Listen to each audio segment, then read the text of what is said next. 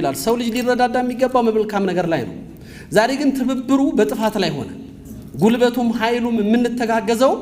በማጥፋት ላይ ነው ያ ጥፋት ደግሞ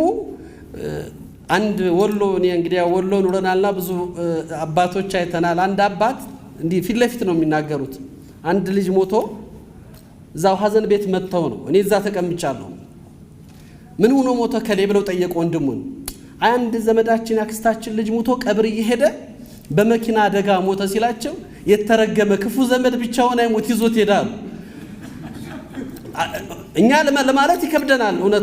እውነታው አንዳንድ ጊዜ ማናቃቸው የኛ ክፋትኛ ላይ ያቆምንልና ለሌሎች የሚተርፍበት ወይም ደግሞ ሌላን ነገር የሚያስከትል ነገር ይዞ ይመጣል